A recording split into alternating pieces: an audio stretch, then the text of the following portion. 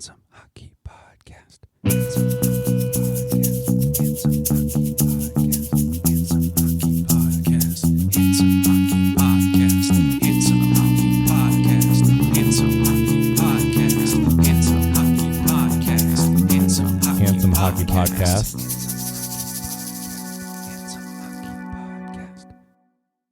All right, here we are, episode 45. It's the season preview you never knew you needed, but we're giving it to you anyways. This will be part one of a two-part series. Part one is the NHL preview. Part two will be the PHF preview, which will come your way in a couple of weeks. For the uninitiated, the PHF is the artist formerly known as the NWHL.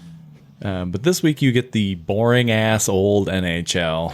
That men's hockey. That bullshit league that we all absolutely love. Bettman and Company. And it's been Bettman for like 104 years, something like that.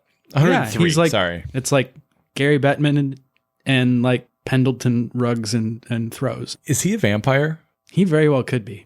A vampire in dad jeans. I think I'd appreciate him more if he were a vampire. I'd appreciate it more if he like did more informal interviews like he did in the Winter Classic last year, which was like, I'm just out in Tahoe explaining why the ice is melting in dad jeans and like chilling. Yeah, and, he really got into that Tahoe vibe. Like, yeah, for real. he's like in like the most expensive resort city in America, and he's just like, I want to look poor. Yeah, I'm gonna rep Lee's. I need some boot cut on these. Not jeans. even Levi's, Lee's. Yeah, dungarees. We've got, as you might expect from a season preview, a lot to dance through this episode. But we're going to keep it light. We're going to keep it casual. We don't want to sit here and be like, well, the New York Rangers will finish with 94 points, 2 points out of the playoffs. And Well, Carter Hart had an 8.17 last year, so he's definitely going to regress or progress to be a 9.25 goalie this year. And yeah, we are not stat heads either. stats are really all I live for. And I thought you were going to go old school GM, like your analytics are bullshit fake news. yes, and also I am Ken Holland, and Duncan Keith is a $1 million player times 5. No, we're gonna give you the scoop on a couple of things that have happened since we last recorded, and that are kind of big deals coming into the season. And then we'll dive into some prognostications, some funny jokes, some not funny jokes, and that I'll probably edit. That'll be the cherry on top of the scoop. Yeah. And then we'll put another scoop on top of it, which is, this joke sucks. See, I told you that not all of these jokes will be funny. You could have landed it with like whipped cream or sprinkles. I only put whipped cream on my nipples. All right. Sprinkles, on the other hand. Speaking of nipples, there's kind of been a rash of anti-vaxxerness in the... And it's chafing the NHL. I should have gone with speaking of boobs, actually. That would have been better. Oh, I was right there with the chafing. All right. You went nipples, I went chafing. Yeah, so, I mean, the NHL's nipples are chafing because of some ridiculous stances from some of its players. Mackenzie Blackwood, goalie for the New Jersey Devils, was kind of outed / proclaimed that he was the lone holdout on the Devils for and then getting confirmed. vaccinated. But yeah, internet sleuths, when provided with the information that we touched on last episode, went and looked at the socials of the entire New Jersey Devils and like quickly figured out who their probable anti-vaxxer was. And lo and behold, it's the goalie. Which makes even more sense why they went out and signed a very capable 1B goalie for this season. Because he can't play, because their 1A can't play in Canada anymore. Yeah, but Mackenzie Blackwood,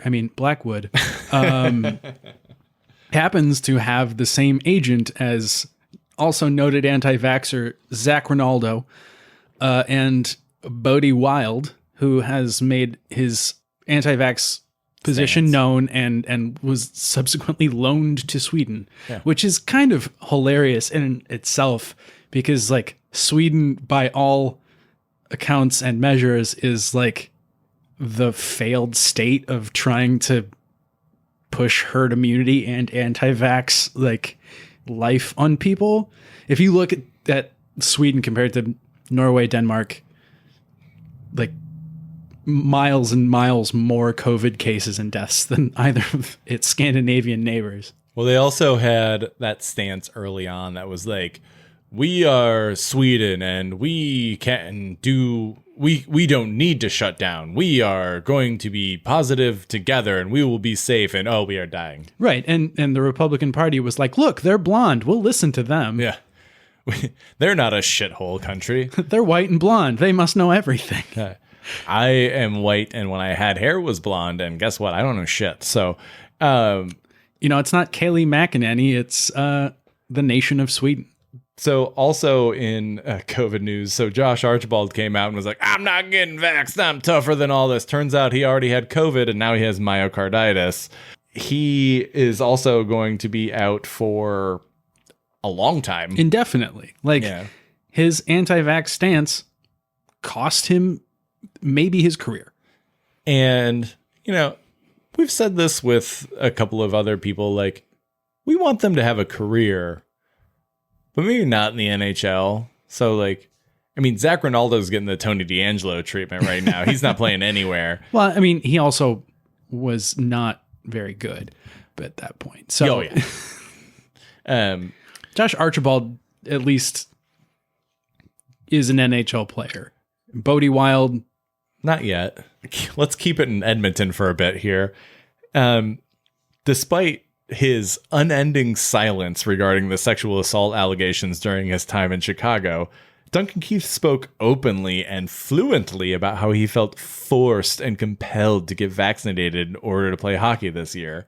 Yeah. Wow. Was not exactly expecting that, except totally could have seen it coming. Yeah, Keith, as you'll remember, Ken Holland made this big spectacle about talking about how Duncan Keith was brought in to bring leadership and tenacity to the Edmonton Oilers locker room, only for that leader to openly, decry vaccinations in the NHL. Meanwhile, two of his teammates are out for indefinitely with heart issues related to COVID. That's some real leadership, both from Duncan Keith and Ken Holland. Yeah, it really could not be better marketed to Western Canada than what the Oilers are presenting right now.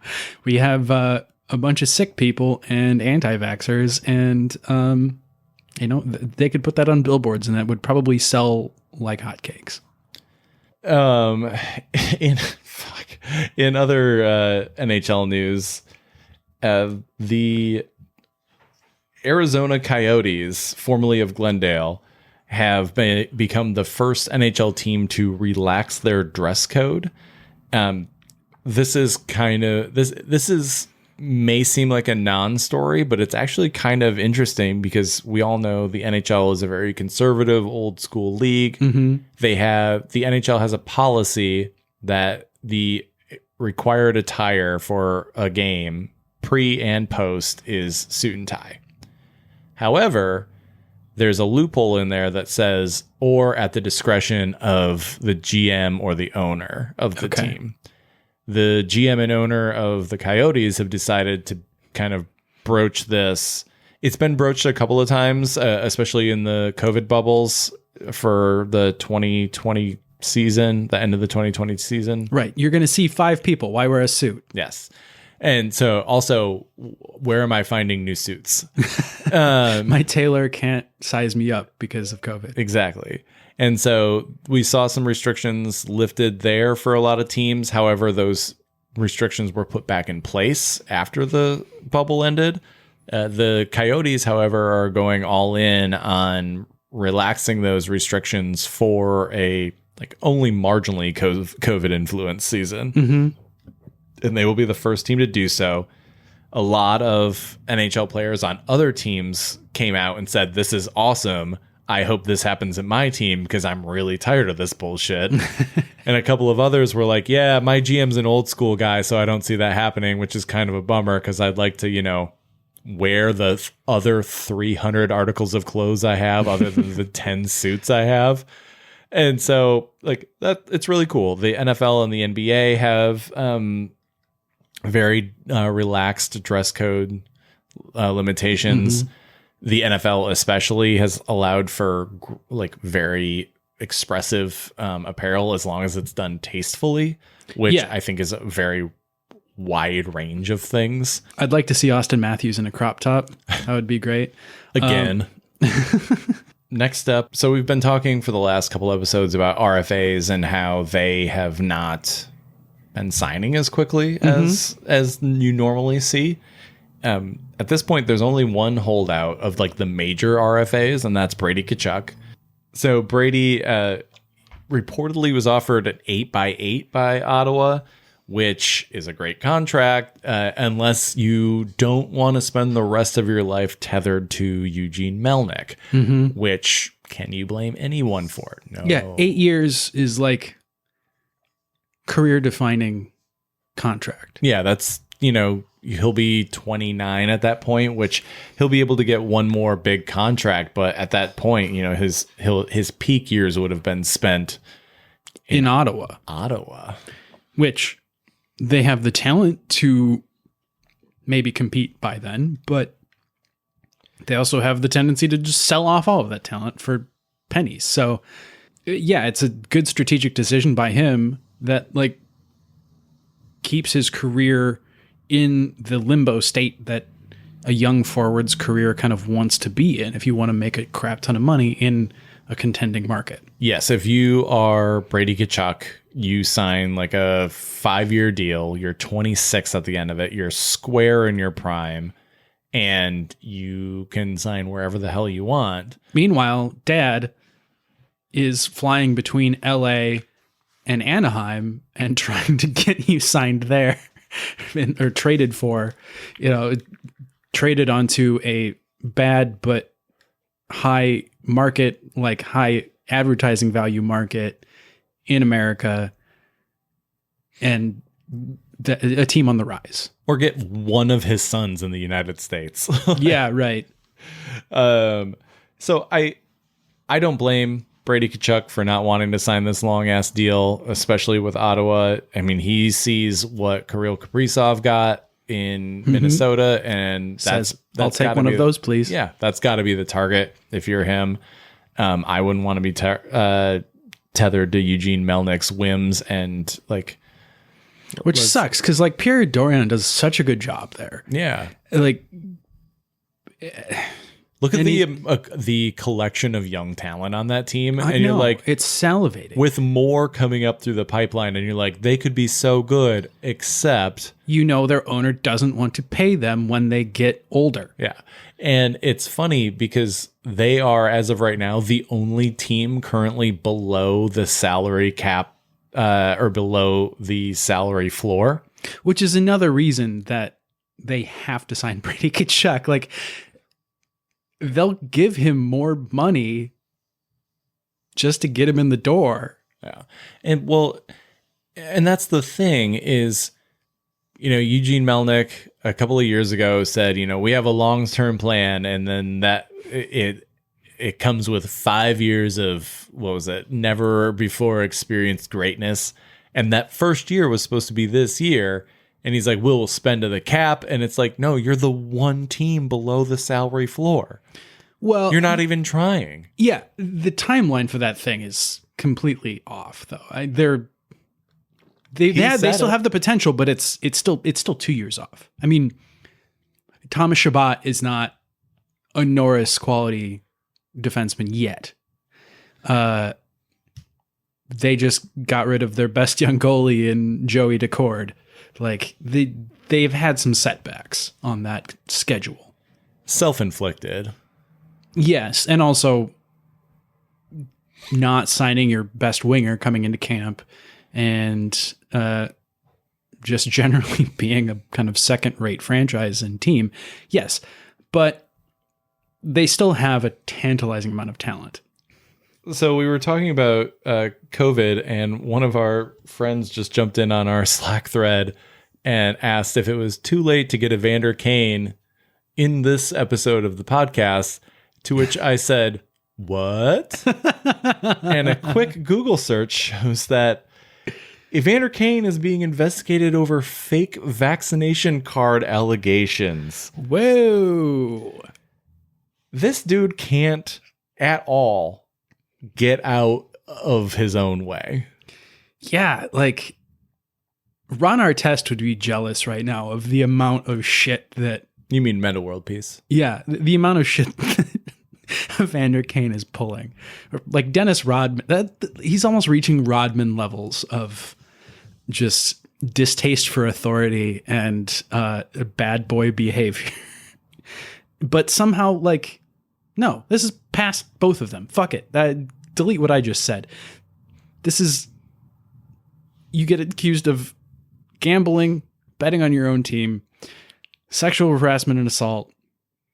You're Child abandonment. That's like the given. Paying for multiple abortions with not your wife. And now faking a COVID card. Like, in one fucking off season, there's got to be some sort of award for this shit. Like the anti-heart. I don't know. Razzies. Yeah. The NHL needs a Razzie. And it needs to go to Evander Kane Every year now. until somebody else proves otherwise. So It's like it's a hold on to award. It's a career achievement award. So here's the interesting tidbit about this. So Kane, if found in violation of NHL COVID protocols, which he's already being investigated for, could face a suspension or a fine from the league. This also makes it way fucking easier for his GM to send him packing. If he is found to have purchased or used a fake COVID-19 vaccination card in the US, that is punishable up to 5 years in prison. But might be void contract. And if he used it to enter Canada, it's a $750,000 fine and up to a 6-month prison That's sentence. only Canadian money, Jake. Yeah, but Evander Kane doesn't have any money. He doesn't have American or Canadian money. Yeah, that's full on insanity. I love it so much and also hate it. How could you be so stupid? Why not just get the fucking shot? Why go through the rigmarole of a fake card and, putting everyone you know and your professional sport teammates at risk? Well, I mean, at least he's not putting his family at risk because he's never ever by them.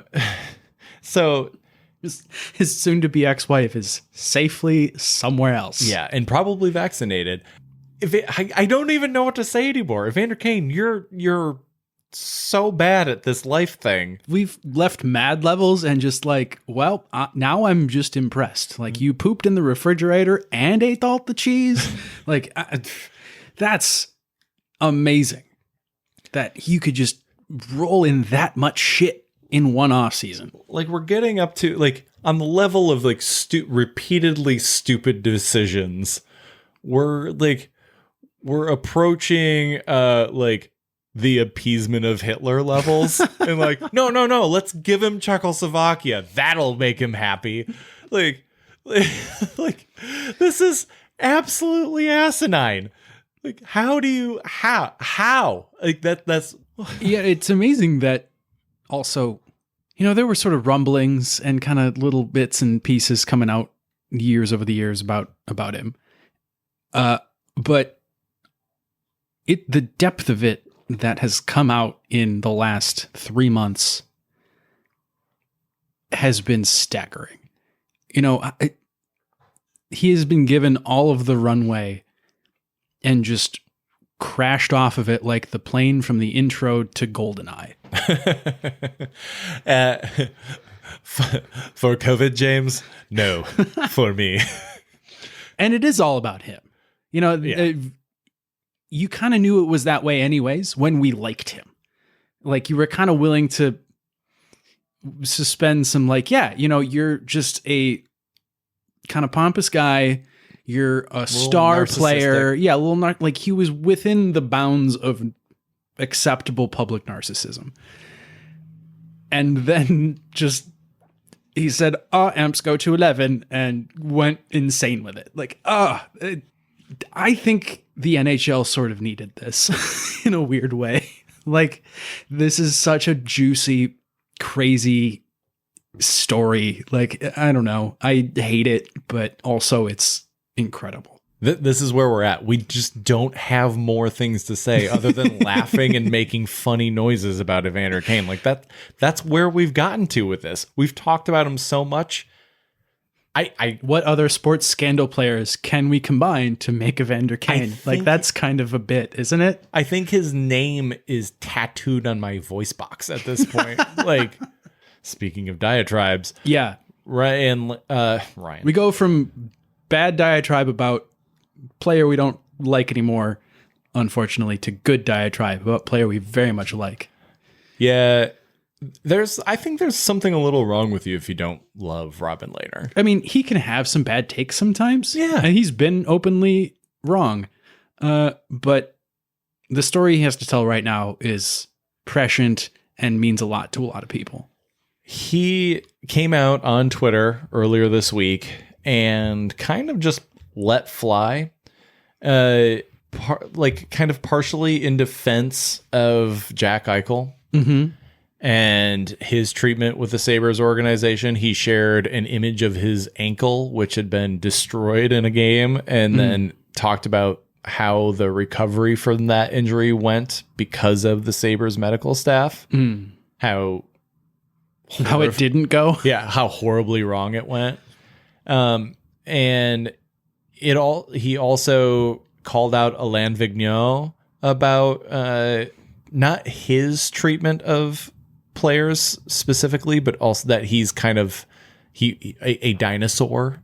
So he said the treatment of players under his watch. Yes, and his allegations were specifically that players were given benzodiazepines and Ambien off prescription, and as means of fighting off injuries. Right. These are the drugs that have killed other NHLers when in combination with alcohol, other painkillers, and countless Americans. Exactly. So obviously these are very dangerous. I can see how the culture around these drugs, around professional athletes, kind of develops. It's like, oh, you all have a prescription for them. Well, then let's hand them out like M&Ms.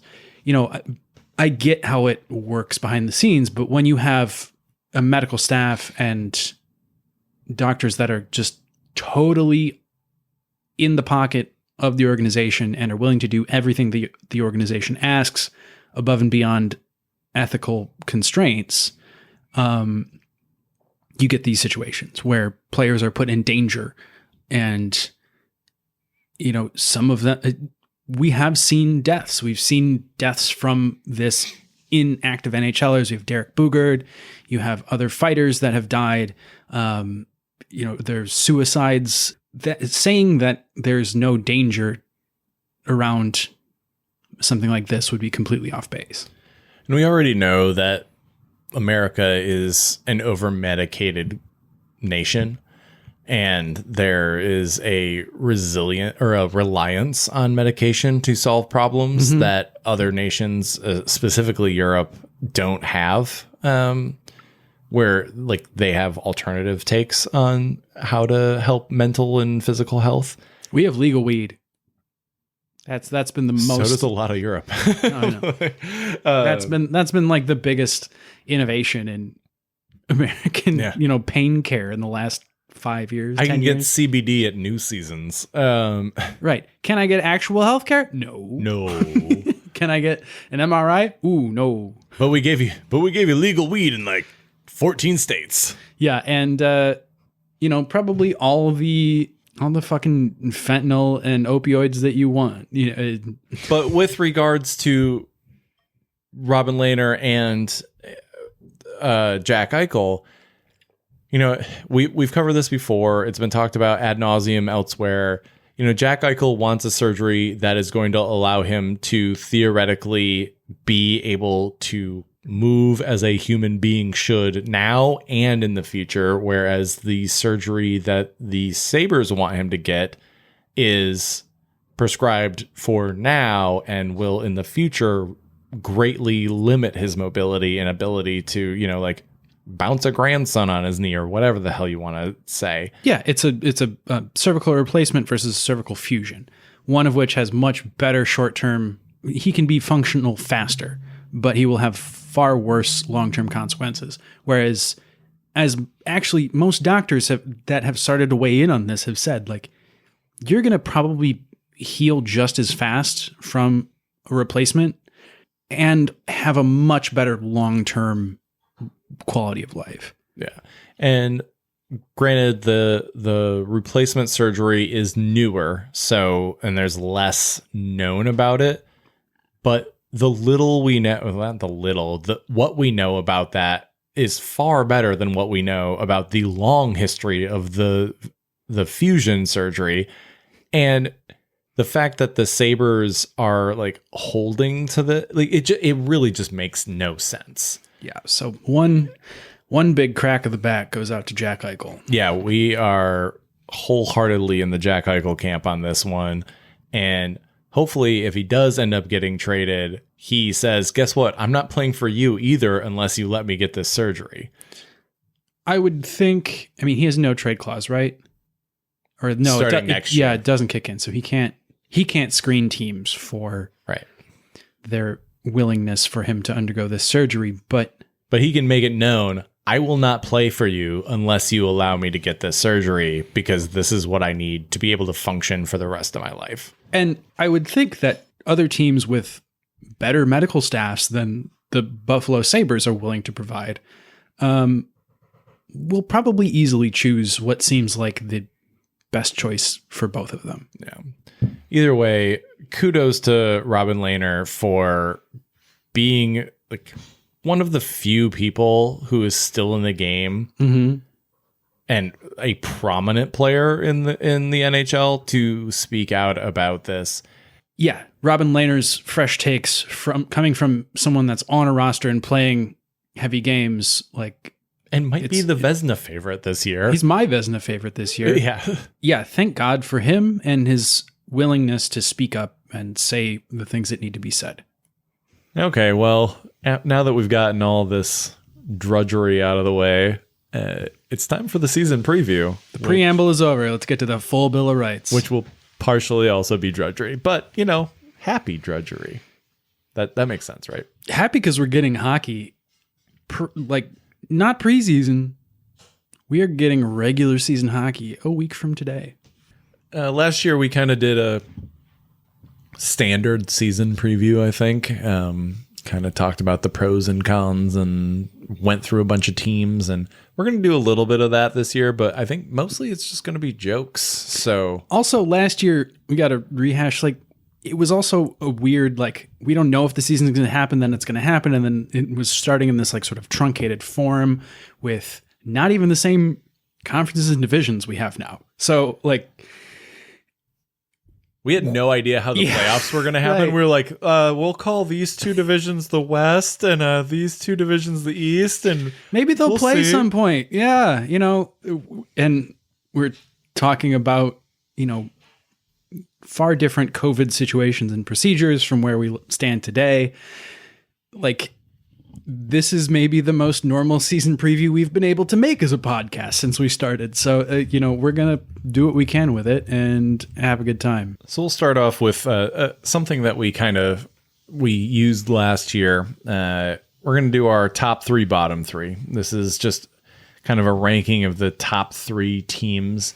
In the process of doing this, I get kind of the obvious ones out of the way, and then Evan comes in and enlightens us with some more refined takes.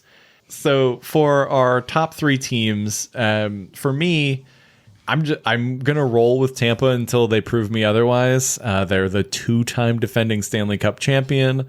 They lost a ton of talent, and they just kind of didn't even bat an eye. No. They get Nikita Kucherov all year this year.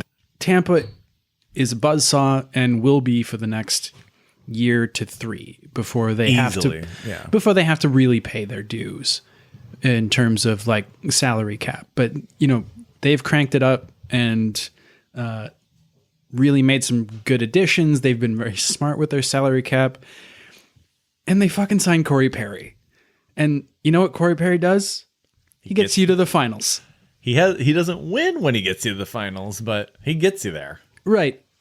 This year, I think, bold prediction, Corey Perry gets a cup. Ooh, okay. All right. Well, spoiler alert. I think the second best team, until proven otherwise, is Colorado. They did suffer some losses. They lost Brandon Saad, Jonas Donskoy, Philip Grubauer. They replaced Philip Grubauer with Darcy Kemper.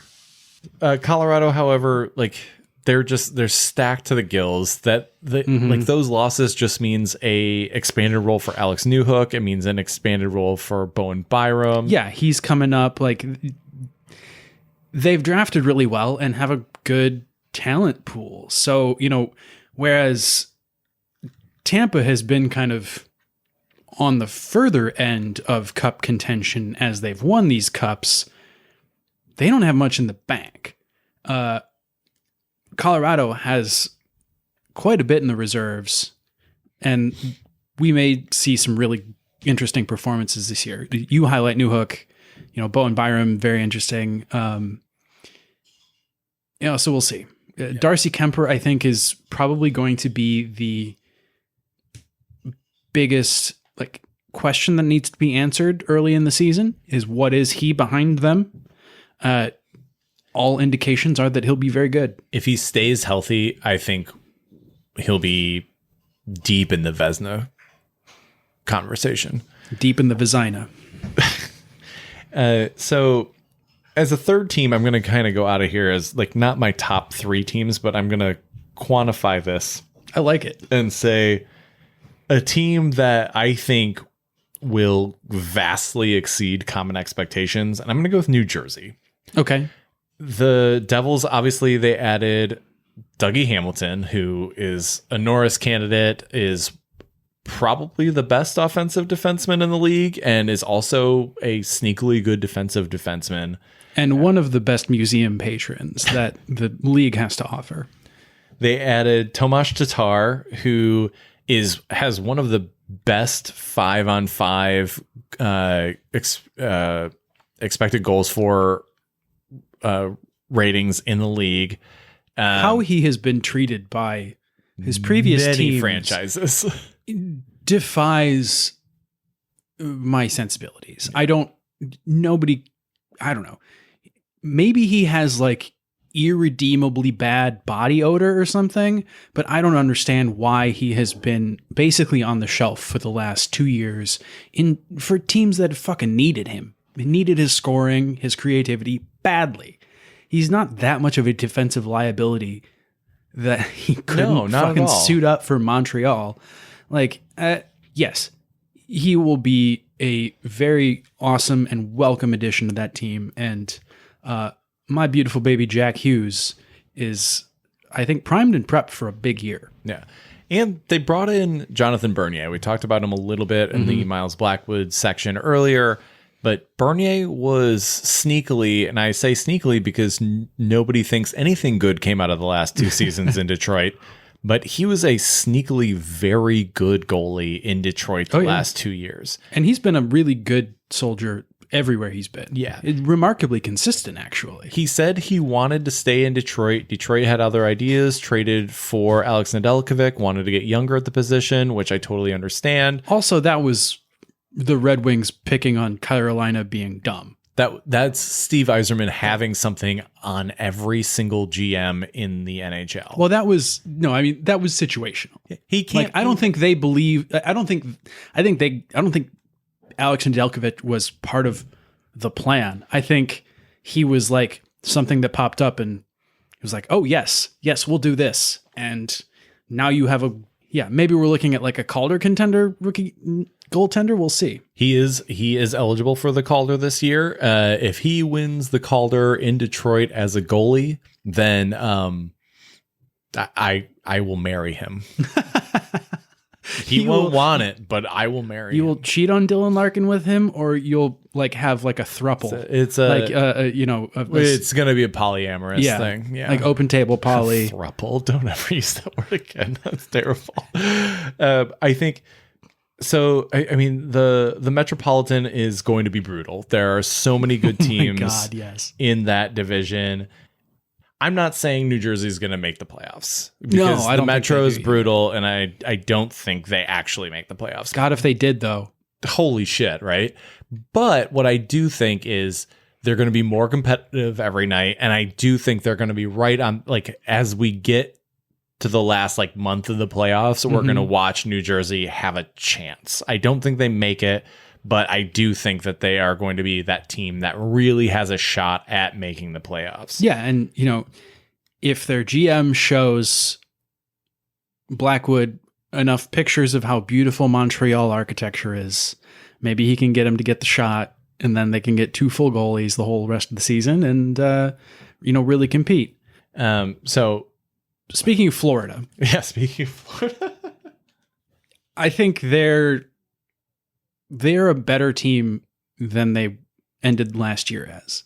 They've been one of the kind of clear upgrades. You know, they've landed Sam Reinhart.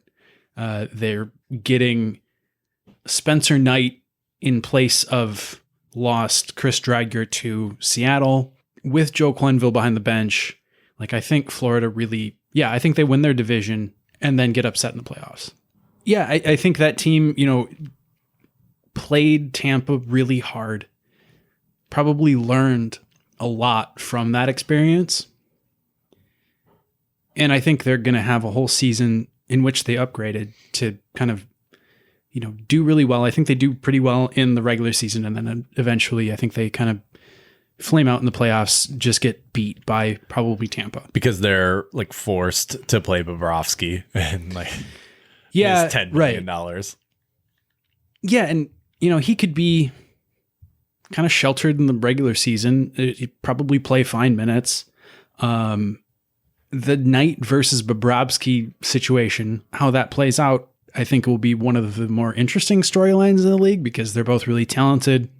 The question is where their talent is going to be applied this year or how it's going to be applied. Sadly, this is the last year that Florida Panthers have to pay Roberto Luongo, Italian businessman Roberto Luongo.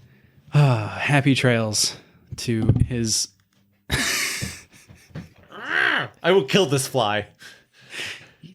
I will kill it with my spite. I have like a begrudging respect for this fucker. We cannot get it. We'll give it a Viking funeral, but I will kill this fly. What were you saying? Sorry, I lost my train of thought. No, this Vegas Islanders, Florida. This fly is actually really stealing the show. It's actually the highlight of the podcast. RE New Jersey, I want them to do really well. I don't buy the hype train yet. Like, they're still super young. They don't have a whole lot of defensively responsible players. They look like a team that's going to win some track meets maybe. But when people get too close, Mackenzie Blackwood takes off his helmet and just starts coughing. So other contenders that we haven't really addressed outside of Colorado, Tampa, Vegas will, I think, easily win the Pacific and have another deep playoff run. They've also added some talent, seen some talent depart. I think on balance, they're more or less the same team that they left off as last year. They lost Fleury, the Vezina winner, and I think they probably have the next Vezina winner in Robin Lehner. He's going to hopefully stay healthy the whole season through what looks to be the biggest workload of his career, and that kind of scares me a little bit, but he's so talented. That team is so good. If he plays all the games that he is scheduled to play, I think he's one of the shoo-ins for the Vezina. There's nobody to even close to challenge them at the Pacific. They are going to run roughshod over that division and just put up insane amounts of points in very few competitive games. There's a good chance that we see Vegas as the President's Trophy winners this year. Yeah, it seems like a really good bet to make. The other team that they feature both on rooting for, and I think prediction wise, I think the Islanders take a step. I think, they've also on balance acquired talent more than I think they've let leave. And Lou's got a good thing going. They've got two great goaltenders. They've got a budding star in Matthew Barzal. I think this is maybe their year. They've looked the part the last 2 years, made it pretty deep in the playoffs, taken Tampa to 7, not quite made it. But I think that the Islanders win their division and make a deep run in the playoffs. So let's pivot now to teams that will not make a deep run in any playoffs. Let's just get these two out of the way first. Buffalo and Arizona suck. Oh man, you don't think they're going to be good? They're going to be so fucking bad. So bad that I really don't want to get into too much detail with either of them. So bad that I feel for the players I like on both teams. Yes, Arizona is trying to be bad. Actively trying to be bad. They're tanking. They've already sold off so much asset at such good prices that they're staring at a pretty strong draft with a huge slew of picks. No doubt they sell again throughout the season and at the deadline because they still have players to sell. Those two teams are clearly the worst in the league. Kevin Adams, I think he's just doing whatever he can to keep the bus full of school children from careening off the cliff and into a gulch. That is some crazy driving. Yeah. That is some I'm bringing aid to the most remote part of Pakistan along a mountain road kind of driving.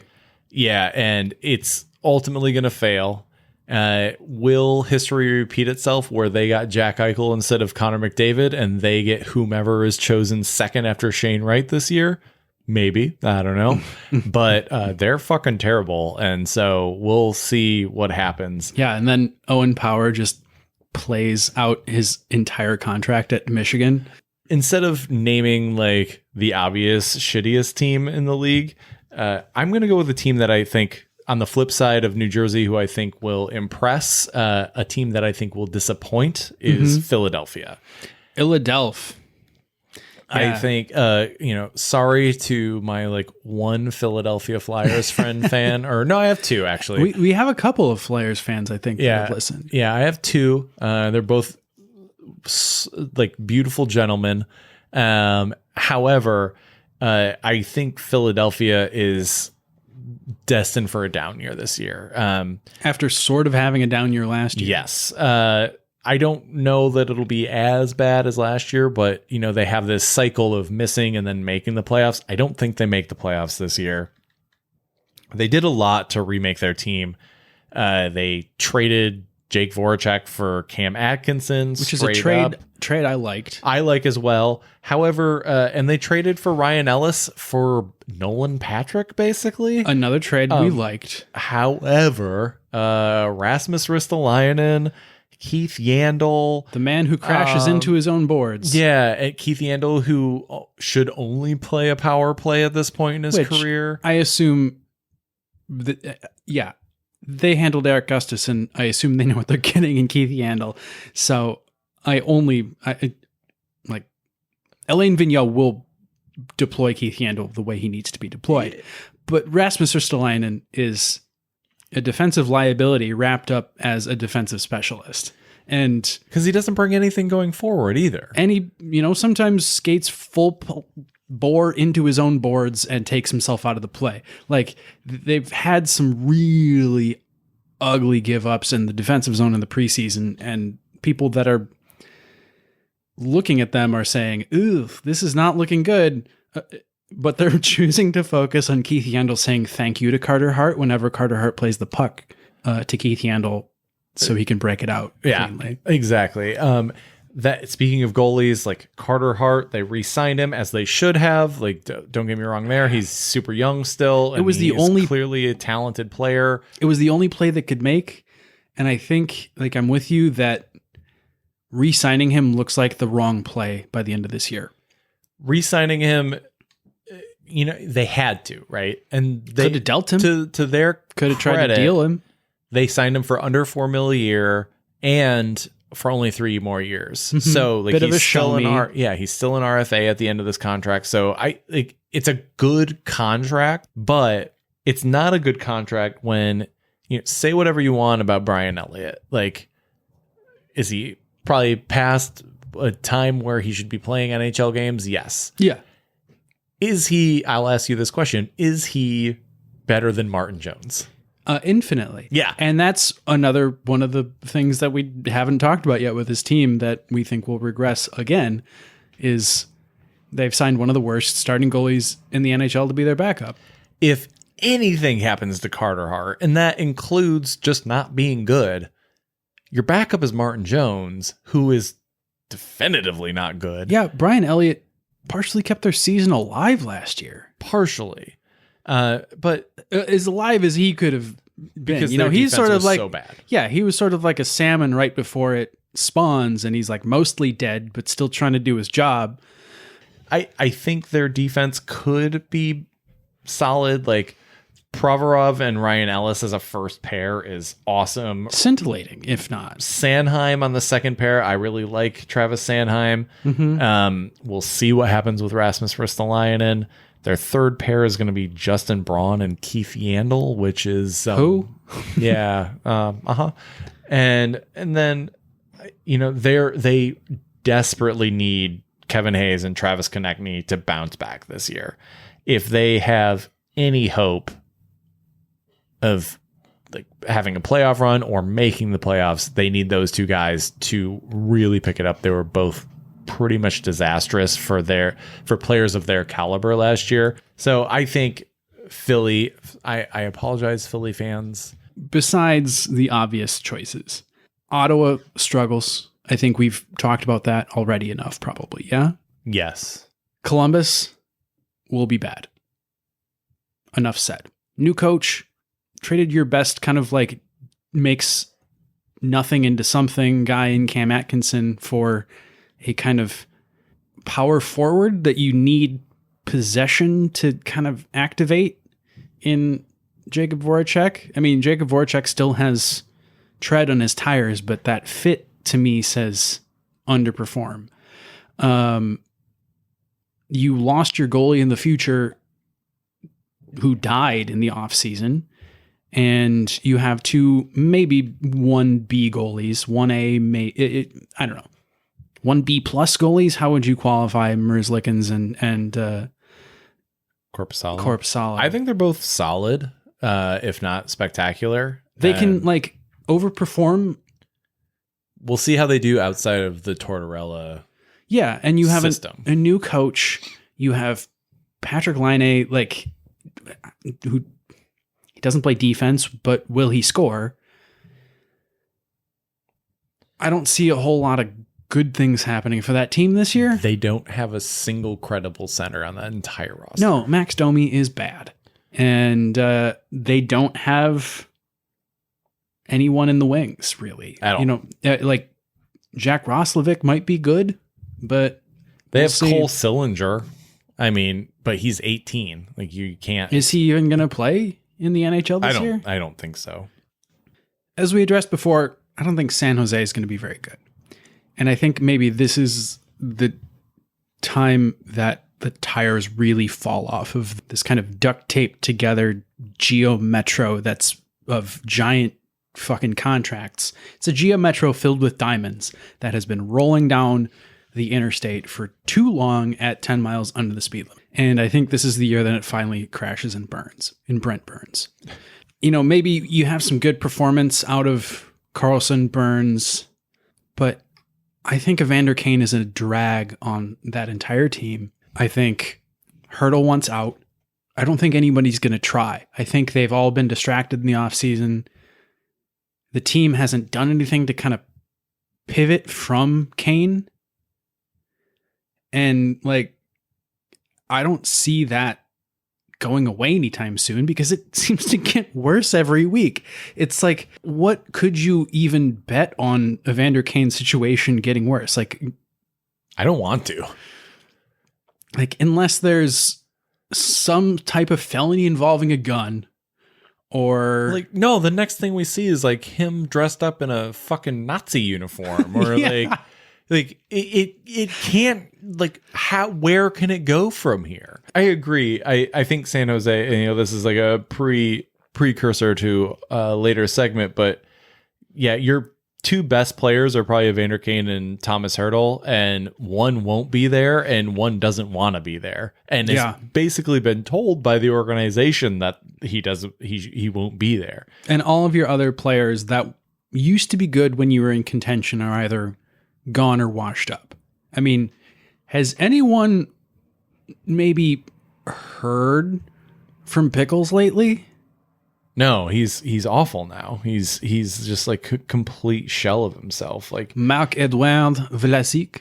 Like, Logan Couture has missed a ton of games missed a ton of games 2 years ago. Yeah, he's played still all but 3 games. He only had 31 points in 53 games. He's still productive when he plays, but yeah, he's missed time and he doesn't do super well without a supporting cast. He went from 70 points in 81 games to 39 in 52 and then 31 in 53. Like, the dude has fallen off a cliff. He's old. He's old and small, and small players don't age well. Yeah, he's 32.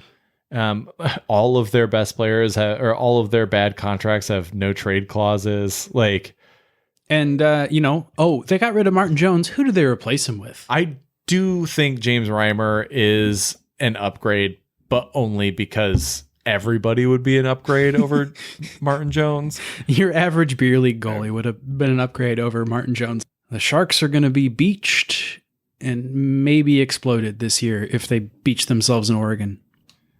One can hope. All right, let's pivot then. Things we are rooting for. Yes, the beautiful things in the game that we hope continue. The fly. I'm rooting for us to kill this fucking fly. I'm gonna fucking murder that fly. I'll get mine out of the way first. I'm also fully in support of yours. I want Josh Hosang to play for the Leafs this year. Hell fucking yeah. His story is one of, honestly, like, just a very misunderstood person, I think. Misunderstood player. Yeah. And I've read tons of articles. I read probably like 15 articles just about him, just wanting to like put this on this episode of the podcast. And I spent more time reading about Josh Hosang than every other part of this podcast combined. Fuck yeah. This episode. Everything I've read seems to say that he's going to start the season with the Marlies. He's probably not going to make the parent club right out of the gate. He's also had a fairly solid preseason. He hasn't super impressed, but he hasn't disappointed. And everything I've read also points to the Toronto organization, both A, being really excited for his future, and B, having the pieces in place to really unlock the best of Josh Hosang, which, if you remember what he did in juniors, he was insane. He was just unreal good. And then he had his sort of infamous cup of coffee with the Islanders, in which he, was late to a meeting and then got like Lou Lamoriello just was like, all right, you're never playing here again. Like, very short leashed, and did not seem like he was treated with the same gloves that a lot of other, talents of his caliber are treated with in the league. Yeah. And so oh shit. He's dead. I got him. Oh, he's fucking dead. Not Josh Hosang. He's not dead. The fly is dead. Sweet mother of nectar of God. I told you we'd get it sometime in the episode. That fucking fly. I'm leaving all of the fly bits into this episode. So going back to Josh Hosang, though, there wasn't a better landing spot for Josh Hosang than Absolutely not. signing a PTO with Toronto. I love it. Love the signing. Love the opportunity he's going to be getting. It's like offensively minded team, insane offensive talent. They're going to have problems playing defense, but that's not what you watch Toronto Maple Leafs hockey for this year, is Exactly. Toronto also has more resources than probably any team in the league. They have a young GM that kind of gives a shit. Who watched him play in juniors. Yeah. They have a coach who saw him in juniors. And they also have that structure and the player development staff to really like put Josh into a position to succeed. Yeah, they are a premier team where, unfortunately for him, the Islanders were sort of a backwater team and had to kind of behave as such. And that's one of the reasons that Lamoriello is kind of the iron-fisted GM that he is. He is a very successful, yet he's a curmudgeon of the NHL aristocracy. Yeah, heaven forbid you want a beard. Or like you have a visible tattoo or smell. I don't know. Like have a sense of, I don't know. He's a sense of humor. Yeah. Gets you kicked off the fucking team. Yeah, poor Matt Barzal. I really hope that Josh Hosang gets like 20 games with Toronto this year with the parent club and really just proves himself worthy of an NHL contract next season. Yeah, absolutely pulling for this guy. Like he's our project. He's our guy we're rooting for above all else this year. Yeah, like, you know, he's got a fan in us. If anybody deserves something good to come their way this year, I think it's Josh Hosang, and hopefully it comes to him in Toronto. And at the end of the season, we're revisiting this, and I see the other fucking fly. But hopefully in the end of this, at the end of the season, we're revisiting this and saying, wow, he had a really great year. And so that's what I'm rooting for. That's the main thing I'm rooting for. You know, going back to his kind of tenure on Long Island, like Lou Lamoriello is a hard ass. By all measures that most people say, he's relatively fair. They have a current offensive wizard in Matt Barzal with, you know, some of the best fashion sense and flow in the league, and he just looks amazing when he's on the ice. So I'm rooting for the New York Islanders to make a deeper Stanley Cup playoff run and make it to the finals, if not win the cup this year. They've got two really good goalies. They've added some interesting talent some ways in the off season. You know, they brought in Zach Parise, who might be a really interesting addition for them in that system of defensive forwarding and shot blocking. So that's one of the things I'm rooting for. I'm rooting for Anders Lee, especially. Yeah. Like, he was having a great year before he got hemmed down by injury last year. So yeah, he got knocked out of the playoffs, basically. Well, he got knocked out of the season with about a month left. Really, I really like him as a player. He's kind of like that hyper skilled, but also super gritty type of guy. Him on a first line with Matthew Barzal is going to be awesome. Yeah. So rooting for him. Like, I don't know if I'm rooting for the Islanders to win the cup, but I'm definitely with you on that. It would be awesome to see them just make a nice run. Get to the finals. That'd be cool. They're forever the underdogs in New York. And despite being the significantly better team. Right. You know, so very much rooting for them in that fashion. My next kind of what we're rooting for is player specific. I am rooting for Kirby Dach to have the breakout season that we all thought he would have last year before he broke his wrist badly right before the season in the junior championships practices. He's a amazing talent, giant giraffe of a hockey player that, you know, can kind of do everything. And yeah, just rooting for him to kind of make up some lost time and really show the world that he's what we thought he was the year before when he had an amazing rookie campaign. Also, staying in the Central, very much rooting for the Minnesota Kirill Kaprizov renaissance to continue. The Caprenaissance, if you will. I don't like that, but we'll go with it. I don't like it either, but it was too juicy not to say. Yeah, it's another team that you root for. It's a kind of quote unquote state of hockey, and they finally signed the guy that has only played 55 games for them to a giant lucrative contract. And I think he has a chance to kind of turn the notch up a little bit. I'm hoping he has a chance to turn it up a little bit. Like, that team had some kind of instability in the offseason where they lost their hometown guys, kind of got rid of them. You sort of saw a little bit of a new versus old culture war bit where they lost these guys at like significant cost to the team. And it's truly just Kaprizov's team now. And I hope they go gangbusters. Like, that would be super awesome if Kaapo Kakkonen like really shows the potential that he's shown, and Cam Talbot has a good year. Like, they could be really good. So I'm rooting for that to happen.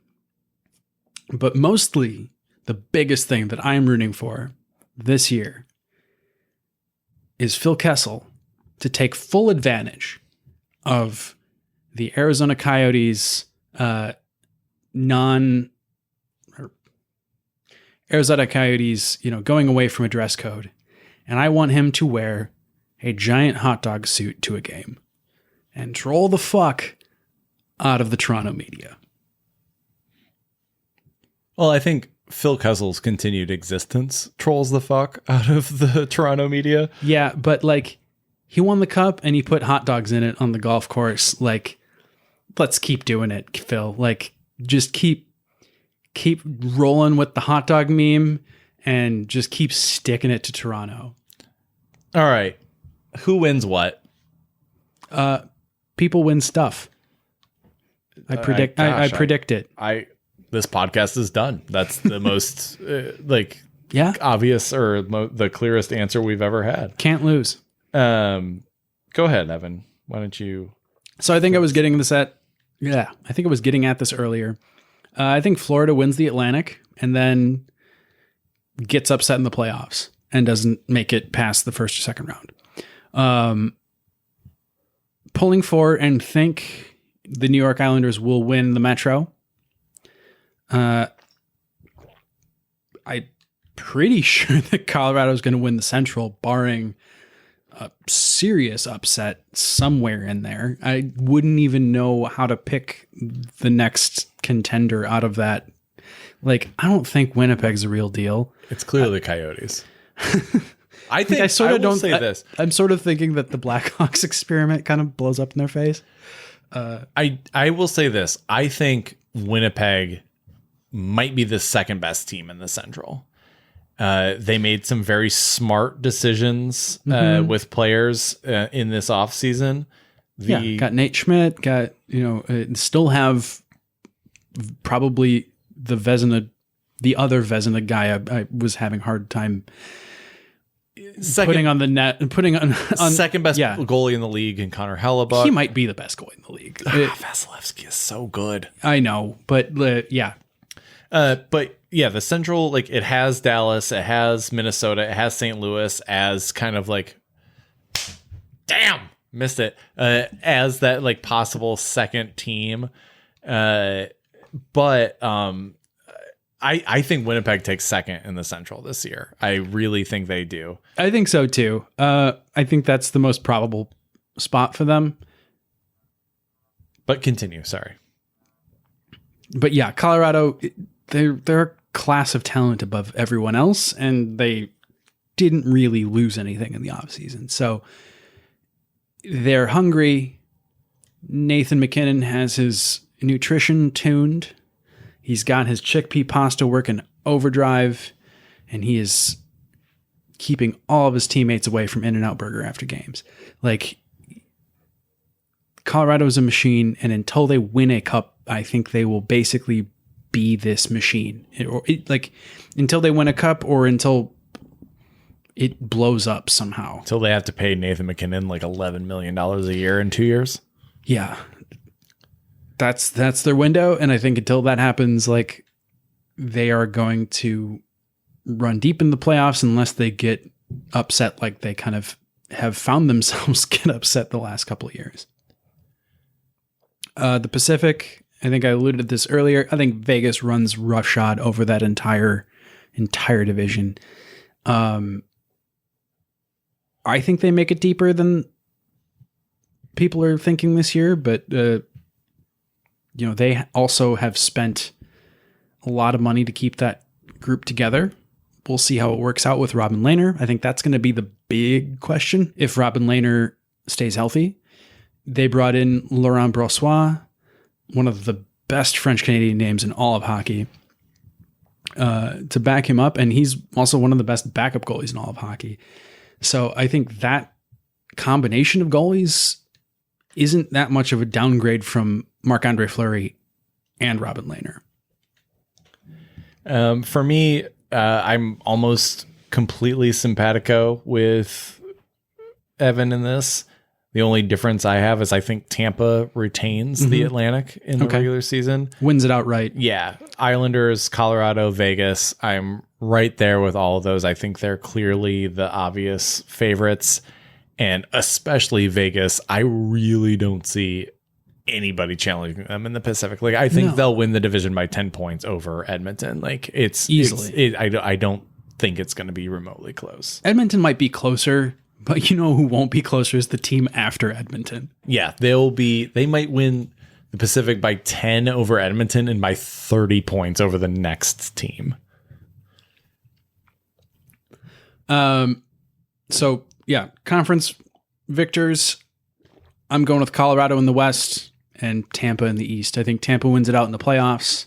I think they kind of, sandbag the regular season, sort of like they did this year, and then turn it on the playoffs when they need to. That team has the killer instinct. They have all the talent they need. They're in the middle of their cup window. They're going to do what needs to be done. And then Colorado is also in the middle of their cup window and is the hungry team, if not hungrier after 2 years of kind of tasting some really significant success and then flaming out in the playoffs. Like, I'm not really willing to bet against Nathan McKinnon in 3 years of betting for Nathan McKinnon. Like, he seems like a man possessed. I have a similar track, but also the exact opposite track. So I am picking Colorado to come out of the West. I think we've been asking for that Colorado. This fucking fly is everywhere. Well, it's not the original fly. We have a new fly.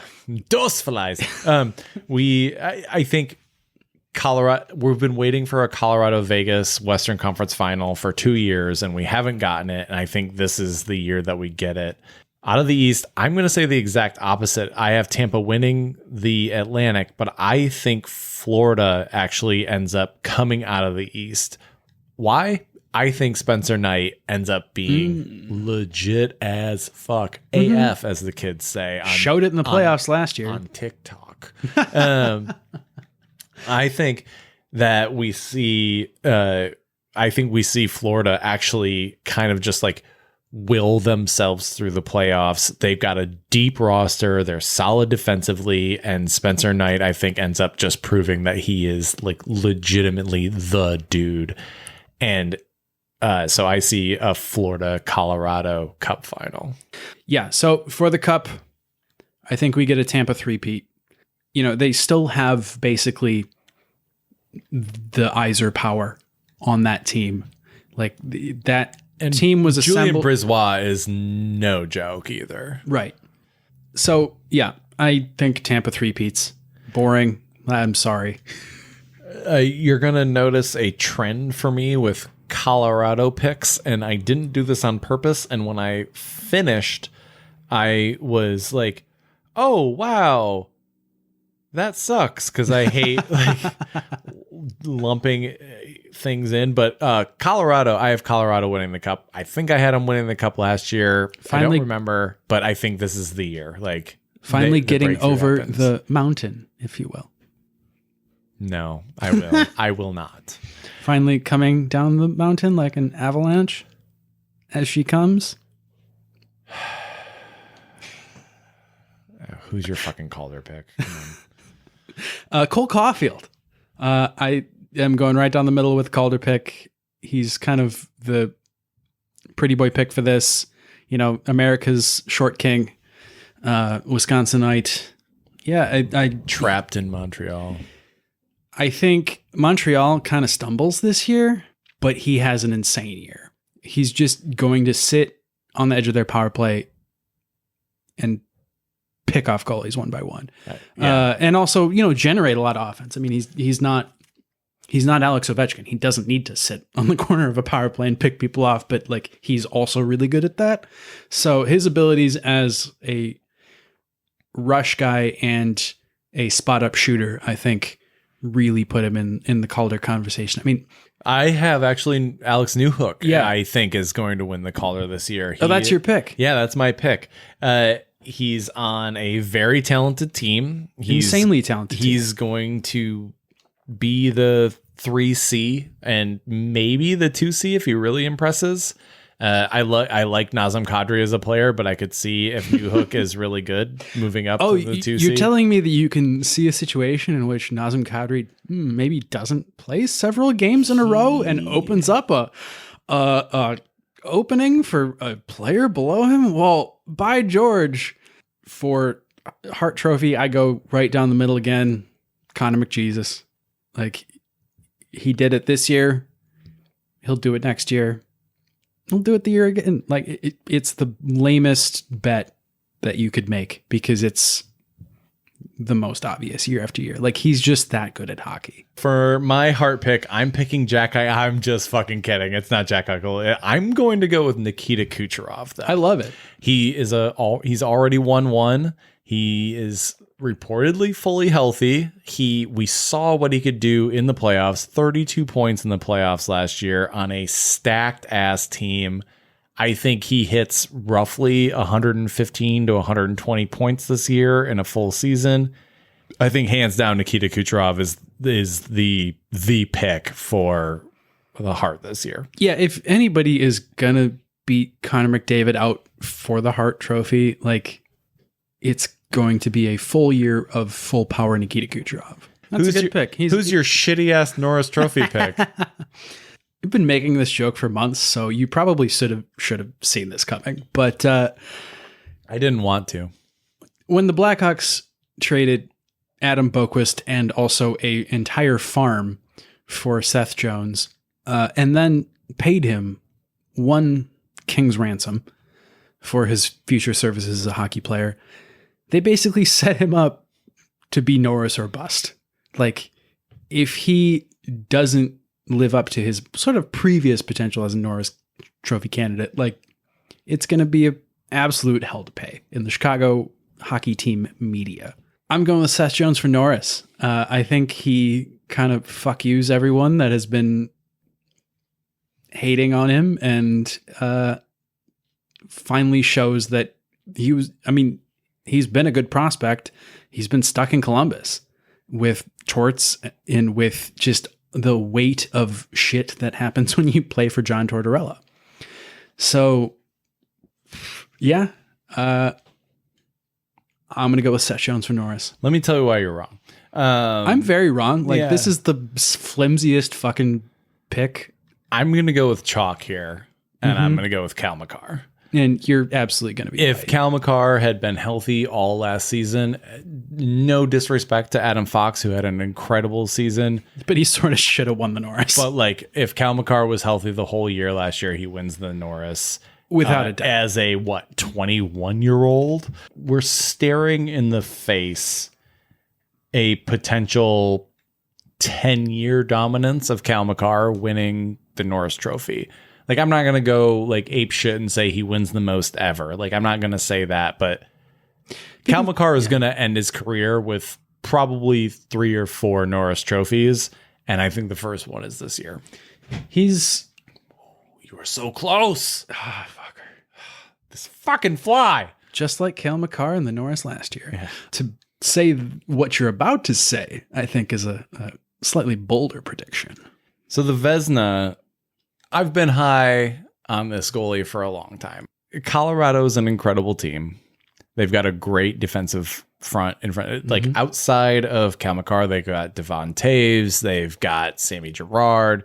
Owen Byram coming up through the ranks. They have a killer, super mobile, highly capable defense in front of Darcy Kemper. Obviously, caveats aside, he hasn't stayed healthy for a full season for a couple of years. He's also been like getting shellacked in Arizona the last couple of years. I think Darcy Kemper shows everybody how incredibly good of a goalie.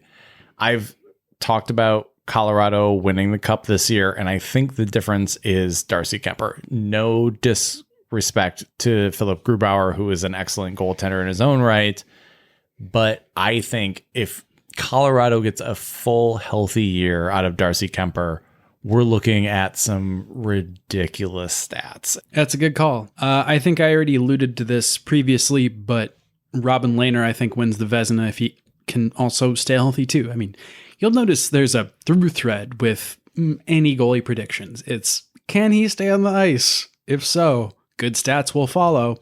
But Robin Lehner, taking over a team from Marc-Andre Fleury, last year's Vezina winner, who played in front of a good team, but also balled out. So Robin Lehner absolutely has the capability to do so. And he's a guy we like. We're rooting for him. So I'm just doubling down and rooting for him more. So I threw this on there. Teams that you think will kind of positively surprise this year from wherever they're kind of coming at the season in terms of rankings. I think the Red Wings are going to actually look pretty good this year. I'll tell you why I disagree, but go for it. I'm kind of basing it on what I've seen in the preseason. Like, they've made some pretty significant talent acquisitions. They've had some previous talent acquisitions mature. So I think the additions of Morris Seider, a mature Vilip Sedina, and then the addition of P.S. Suter kind of, I think they pay dividends. And I think like this team looks kind of good at moments, and then shows some moments of being young and kind of crummy still. In the same vein, I think the Rangers kind of put it together this year. They don't have the kind of insane level of drama that they were facing last year. So I think minus all of that, with another year under K'Andre Miller's belt, you still have Shesterkin, you still have Georgiev.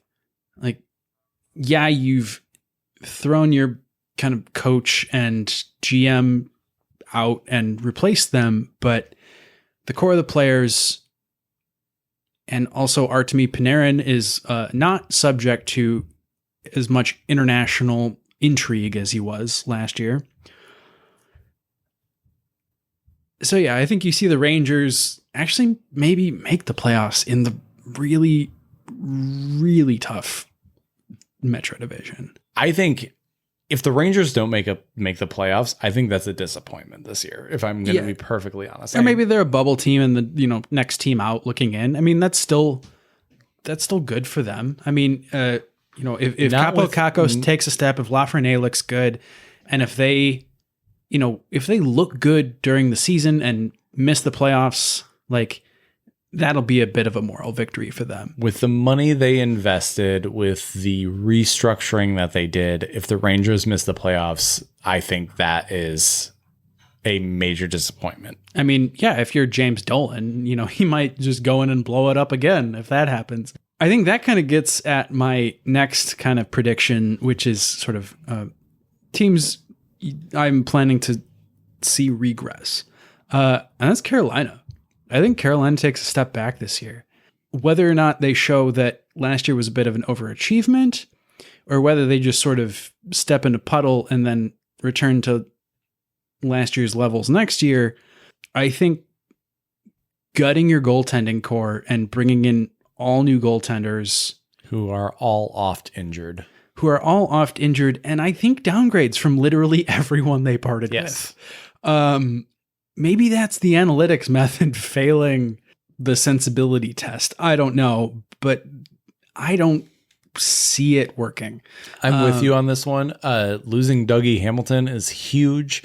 And who do they replace him with? He who shall not be named.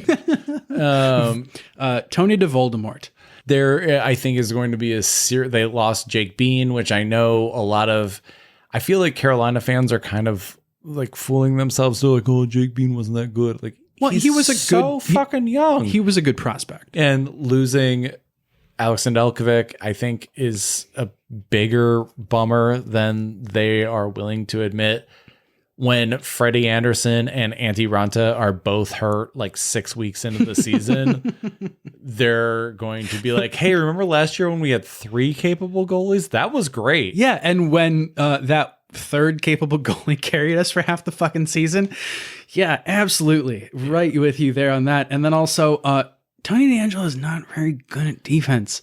And you got rid of Dougie Hamilton, kind of replaced him with Tony DeAngelo. Another team that I think underperforms this year just by virtue of how overperformed they did last year is Montreal. Like, they lucked the fuck into making the Stanley Cup Finals. I'm sorry. Grit, determination, and good luck. You know, and Carey Price thinking it was 2017. Yeah. Given the season that Carey Price had last year, and then the playoffs that Carey Price had last year, like, I think it's another up and down year. You know, maybe he'll have moments of amazingness, but I think he also has moments of showing that, yeah, he's old and overpaid. He is who we think he is. Other team, I think, takes a step back, not in terms of the fact that they are actually bad, but that talent cupboard is just bare, is Boston. Man, Boston, your baked beans are not spicy right now. Your 2C is Charlie Coyle. Yeah. Who's coming off an injury. Right. Lost so much this offseason. Might get Tuukka Rask back at some point. Like, that's the real Goku story this year is Tuukka Rask. Like, he's off, got, sent to the other plane of existence, and now he's trying to fly back and play for the Bruins. I can't tell if I like the Linus Ullmark move or if I hate it because I like the move because of the Buffalo-ness of it. Like, I like the move. Is he a good goalie who yes. was trapped on a shitty team, or is he just an okay goalie? If he's just an okay goalie, Boston is screwed. I think he's above average. I think maybe we see Linus Ullmark be better than Tristan Jarry. Big proclamation there. Well, okay, they will both play a fuck ton, so we'll be able to see. But I think they've been overdue for regression, basically on the back of aging Brad Marchand, aging Bergeron, and now Krejci's gone. That's the killer. Yeah. David Krejci is honestly one of the least respected players in the NHL. Oh, yeah. Based off of like what they actually bring to a team, and losing David Krejci was huge. And now he's lighting it up for the European club he's playing for. Of course he is.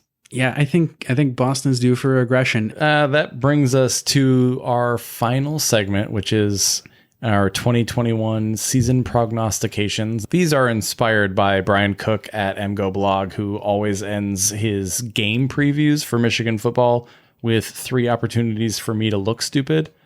We're going to kind of steal that idea, expand on the amount of opportunities for us to look stupid, and expand it to an entire NHL season. My first prognostication is a big shakeup is going to happen in Dallas after they stumble out of the gate. I think Rick Bowness is going to get fired, and the Stars are going to miss the playoffs for a second straight year, despite a bounce back year for Tyler Seguin. I just don't think that Dallas really has it this year. The Central, I think, has enough teams to keep them out, and that's for sure. And I think we see kind of a regression year down in Big D. Yeah, I mean, they've added Ryan Suter, who I think was a really good pickup for them. They've got some really good defensemen. Did Ben Bishop die? As far as his hockey career goes, probably as a living human, no. Okay. I don't know what to make of that team. I'm with you in them underperforming. They have some pretty big expectations, so that speaks to your shakeup possibility. But in my head, there's also this nagging chance that they are good. They're going to get a full season of Tyler Seguin, and it's possible. Remember, these are opportunities for me to look stupid. Our next two center around the Minnesota Wild. The first is that Kirill Kaprizov proves to be underpaid despite his new deal, goes ham on the league, and gets Hart consideration after putting up over 100 points in a full 82-game season. I would love to see this happen. His style of play is so fucking exciting. With the year he had last year, it would be insane to see where he could take a step at an age 25 season. Oh, did you get it? No, I didn't. God damn it. Fuck this fly. So yeah, I would love to see this. I think it's a great prediction. I think it would be super fun to have this happen this year. Kirill Kaprizov score over 100 points. That would be dope. My kind of wild angle, not so wild, is that Marco Rossi comes back from his COVID problems and adds something significant to that team and impresses everybody. He was coming out of the draft, not the odds-on favorite, but up in the top of the odds-on favorite to win the Calder. And another year of skating on his own, retraining, kind of getting ready for this year. He's had a lot of time to look at this year of hockey coming. I think he was really sick early on in the year, but then I think got healthy later on. So he's been just kind of training. Did you get it? Did you get that? Oh, you fucking fly. I got him. And then he flew out of your hand. No, I saw him fly out. Oh, so close. I hate this. Next prognostication. The Sharks will be the worst team in the Pacific, which is saying a lot because the Pacific gonna suck. Pacific is going to be bad. Anaheim, I think, has a good chance of being the worst team in the Pacific, the worst team in the worst conference. But I think the geriatric nature of the Sharks and also their, did their goaltending get better? Yes. Is it good? No. It got 10% better. Yeah. It's still bad. No, it's better. Martin Jones sucks. James Reimer is a much better goalie than Martin Jones. Is he good? He's also not he's also not as durable. And is Aiden Hill? Yeah, Aiden Hill's fine. Okay. Well, they're shall both see. better than Martin Jones. So no, but I think it's not going to be enough. I think the Sharks are the worst team in the Pacific. You have a Wings prognostication. I'll while you're saying this, I'll think of a Blackhawks prognostication. All right. So this, I'm down on the Wings. I do think they'll be better this year, but I still think they'll be one of the 5 or 6 worst teams in the league. My prognostication is that Jacob Vrana is going to miss 4 seasons. Jacob Vrana's he's going to miss a very fancy hotel. Or a very bad landscaping place. Where Rudy Giuliani jerks off in front of. Jacob Vrana goes full Rudy Giuliani. Let's hope not. All right, I'm going to start this over. My Wings prognostication, I'm down on the Wings this year. I think they're going to be better, but I think they're still one of the 5, 6, 7 worst teams in the league. Jacob Vrana is going to miss 4 months after a shoulder surgery, which sucks because he was going to be their best offensive player. My prognostication, after being super high on Dylan Larkin last year, is that Jacob Vrana comes back in February and still leads the team in scoring this season after Tyler Bertuzzi is traded before the trade deadline. So you think he outscores Dylan Larkin? Yes. In 2.5 months. All right. That could be interesting. That's my prognostication for the Wings. But you think Tyler Bertuzzi is going to get traded for a decent haul? A king's ransom, I say in the notes. I think the Blackhawks make the playoffs and then flame out in the playoffs. I think some of their offseason wackiness works. Some of their offseason wackiness doesn't. I think Seth Jones plays pretty well. And then like the lower defenseman, I think Caleb Jones kind of struggles. I think they have a lot of forwards and kind of can't decide on who plays. And I think Fleury does well, but not quite to his Vezina caliber. And I think they lose in the first or second round. And with that, you have our second ever season preview. We are now entering our second season, still not at our first full year, but second season of, just talking shit about the NHL. Thank you so much for listening. You can find us on the internet at handsomehockey.com as our website, Handsome Hockey Podcast on Instagram, at Handsome Hockey on Twitter, handsomehockeypod@gmail.com if you want to internet, or handsomehockey. Take a breath. You're trying to do this all without breathing. I don't want to breathe anymore.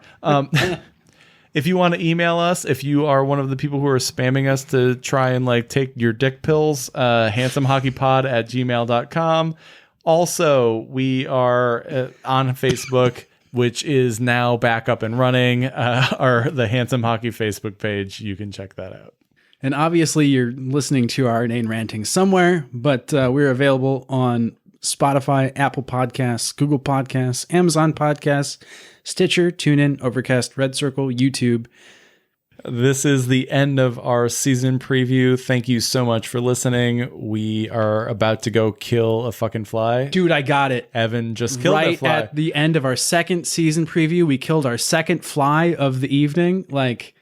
And just like Evan's hand now covered in dead fly, stay handsome, everybody. Restez beau, tout le monde.